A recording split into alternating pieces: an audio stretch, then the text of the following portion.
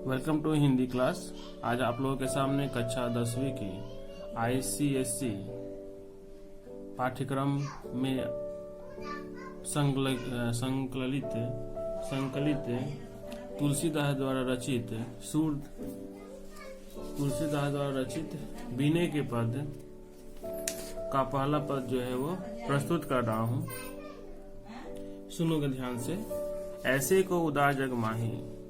तुलसीदास जी कहते हैं कि ऐसे को उदार जग माही, मतलब ऐसा मतलब कौन, ऐसा माने इस तरह कौन, माने इस संसार में इस तरह से दयावान इस संसार में कोई नहीं है।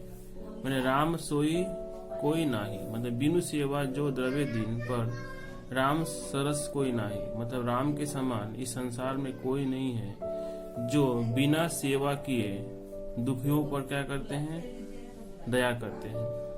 फिर आगे लिखते हैं, जो गति जोग विराग जतन करी नहीं पावत मुनि ज्ञानी, मतलब जो मुक्ति योग वैराग्य करके भी मुनिवन जो ज्ञानी लोग होते हैं उनको भी नहीं मिलता है। मतलब जिस तरह की भक्ति भावना मुनि लोग तपस्या करके भी प्राप्त नहीं कर पाते, उस तरह की मुक्ति माने वह मुक्ति गिद्ध और सबरी को देते हैं। गिद्ध यहाँ पर जटायु से जुड़ा हुआ है।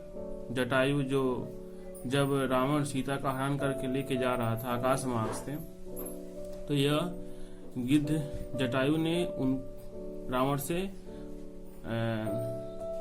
घोर युद्ध करता है और उसमें वो घायल भी हो जाता है।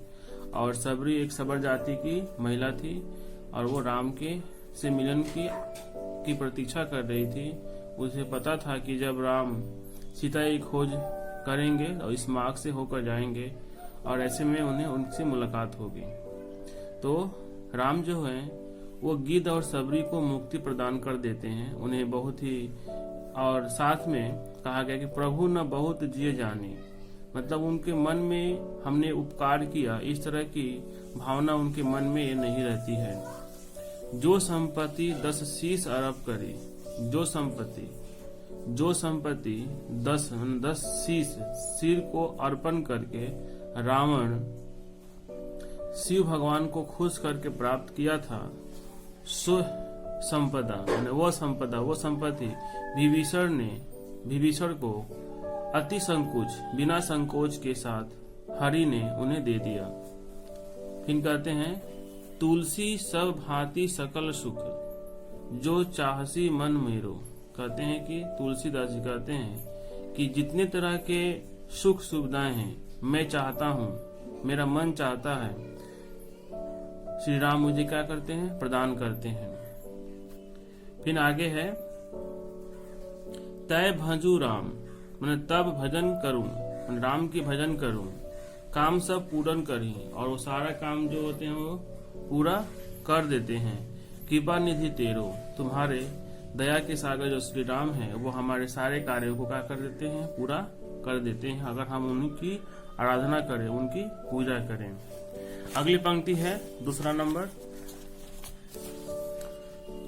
जाके प्रिय न राम वैदेह। यहाँ पर कहते हैं तुलसीदास जी कि जिनके लिए राम और सीता प्रिय नहीं है, तजिए ताही कोटि बैरी सम, मतलब तजिए मतलब होता है छोड़ दीजिए उसे, कोटि शत्रु मतलब करोड़ों शत्रु के समान समझकर उन्हें छोड़ दीजिए। मतलब जदुपति परम स्नेही, यानी बहुत ही प्यारा है, आपके लिए भले ही प्यारा है, लेकिन अगर वो राम और सीता वो नहीं मानता है, राम और सीता उनके लिए प्रिय नहीं है, तो उन्हें करोड़ों शत्रुओं के समान समझकर छोड़ देना चाहिए, त्याग देना चाहिए। इसके लिए तुलसीदास ने उदाहरण दिया है, तज्यो पिता प्रहलाद। यहाँ पर प्रहलाद ने अपने पिता को त्याग दिया। विभीषण ने अपने बड़े भाई रावण को त्याग दिया। भरत ने अपनी महतारी मतलब अपनी माता को त्याग दिया। यहाँ पर तीनों के बारे में बता दूं, प्रहलाद जो था वो हिरण्यकश्यप का पुत्र था, जो विष्णु का बहुत बड़ा भक्त थे। पिता उन्हें उनकी पूजा करने से मना करते थे और ऐसे स्थिति में प्रहलाद को मारने का कई बार प्रयास किया, लेकिन वो असफल रहे। एक दिन पिता ने अपनी बहन होलिका को प्रहलाद को अपनी गोदी में लेकर आग में जलने के लिए बोले, क्योंकि होलिका को वरदान मिला था कि वो आग में नहीं जल सकती है। लेकिन जैसे ही वो उन्हें गोदी में लेकर बैठती है, प्रहलाद को जैसे गोदी में लेकर आग में बैठती है, वो क्या हो जाते हैं, होलिका उसमें जलकर मर जाती है और प्रहलाद बच जाते हैं। और उसी समय एक पिलर से विष्णु भगवान नरसिंह अवतार में जन्म लेकर प्रहलाद के पिता का वध कर देते हैं। विभीषण रावण का क्या था, भाई था, लेकिन रावण श्री राम को पसंद नहीं करते थे और ऐसे स्थिति में विभीषण उन्हें छोड़कर राम के शरण में आ जाते हैं। भरत की माता कैकेयी ने जब भरत को राजगद्दी से बाहर निकाल दिया था, वनवास भेजवा दिया था, तो ऐसी स्थिति में भरत ने अपनी माँ को भी त्याग कर दिए थे और वो नंदी ग्राम में 14 वर्ष तक राम का प्रतीक्षा कर रहे थे। फिर आगे है बलि गुरु तज्यो कंत। बलि ने अपने गुरु को भी त्याग कर दिया। मतलब आप लोग इससे कथा जुड़ा हुआ है कि वामन अवतार जब श्री विष्णु ने लिया था, तो वामन अवतार लेकर वो बलि के सामने 3 पग भूमि वरदान में मांगते हैं और ऐसे क्रम में बलि के गुरु को पता था कि वो वामन और कोई नहीं बल्कि प्रभु हरि हैं और बलि को मना करते हैं, लेकिन गुरु की बात को न मानकर गुरु का त्याग करके अपने वचन का वो पालन करता है। फिर ब्रज बिनते ही, मतलब ब्रज की स्त्रियों के द्वारा, ब्रज की स्त्रियां भी अपने घर द्वारा अपने काम काज का त्याग कर देती हैं। भयो प्रसन्न कल्याणकारी, और किसको प्रसन्न करने के लिए, क्यों, क्योंकि वो राम को बहुत ही ज्यादा मानती थी। मतलब वहां पर राम यानी कृष्ण को ज्यादा मानती थी और ऐसे स्थिति में वो ब्रजवासी जो थी वो अपने पति, अपने घर द्वार, अपने काज को छोड़कर कृष्ण की बंसी की धारा को सुनने में व्यस्त रहती थी।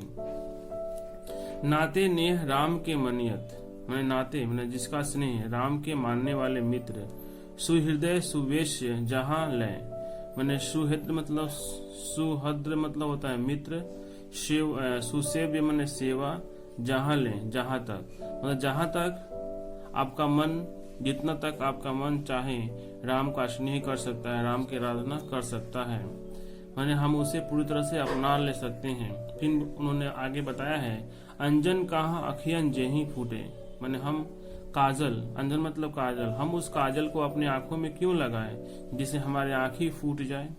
बहुत तक कहे कह लो, कहाँ तक मतलब होता है बखान करूं, मतलब उनके बारे में, मैंने राम के बारे में मैं कहाँ तक बखान करूं। फिर बोलते हैं तुलसी सो सब भांति परमहित, पूज्य प्राण ते प्यारे। कहते हैं तुलसी जी कहते हैं कि सो मैंने वह सब भांति, मैंने सब तरह से, परम हितौसी मतलब सब का हित करने वाले, पूज्य प्राणों से भी क्या हैं, प्यारे हैं। फिर बोलते हैं जसो होए स्नेह, जिससे होए माने जिससे होता है, स्नेह मतलब होता है प्रेम, राम पद राम के चरण से, एतो मतो हमारो माने ऐसा मत, मेरा मत है वो हमारा है, मतलब वो श्री राम का है, मतलब श्री राम के चरणों में रहने वाले व्यक्ति सभी क्या होंगे, हमारे होंगे। यहाँ पर मैंने स्टार मार्क देकर लिखा है कि राम से प्रेम के अनुसार नाता रिश्ता मानने वाले सभी वही संबंधी सेवा करने योग्य हैं। मतलब राम से प्रेम के अनुसार नाता रिश्ता निभाने वाले वही संबंधी और सेवक के योग करने योग्य हैं जहाँ तक हो सके। ऐसे लोग से ही संबंध बनाए रखें जो राम से प्रेम करते हैं। धन्यवाद।